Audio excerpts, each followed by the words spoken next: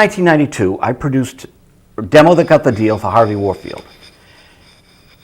We did like 90 or 100 of these interviews, and only 2 of them, Barry Tashin of the Remains and Steve Cataldo, didn't get on the tape. Wow. So Harvey interviewed you, and for some reason the tape didn't work. So I got all these interviews except for you, so now you're here. I was under the impression that Loretta was the demo that got the deal, for the Elektra deal. No. I mean, it may have, but I think it was the demo in its entirety. I don't think any record company sits there and listens through all the songs. They'll pop on 15 seconds, and if it doesn't have anything in that first intro, right into the garbage bin it goes.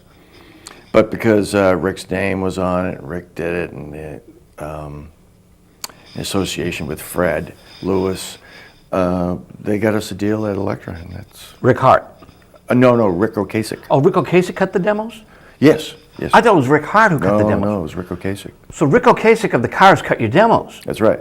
I did not know that. Okay. Yeah. And we should have released that as the Elektra album, but, hindsight's 20/20, and oh well. Now that, Ric Ocasek's doing what, Weezer and all sorts of productions. Yeah, he has a studio in New York, and he's a big wheel at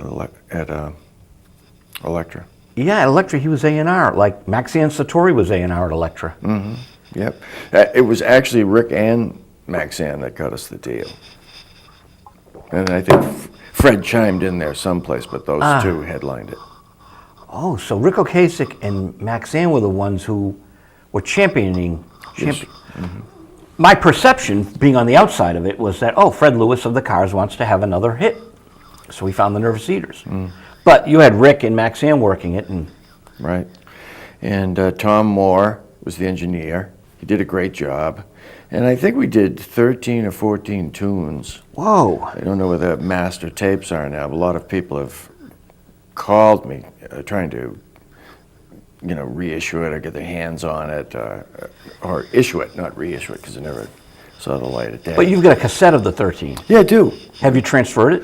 No, never did. Bake it, transfer it, get it? I mean, that might be the only remnant. Yeah, Ric may have it, but he's moved so many times, and he has a house in New York, and so. Have you talked to him? Not recently. The band's been rehearsing. He's got a lot of new tunes. If it's anything like their early records, boy, it'll be sensational. And I hope the band plays out. I don't know if they will, but.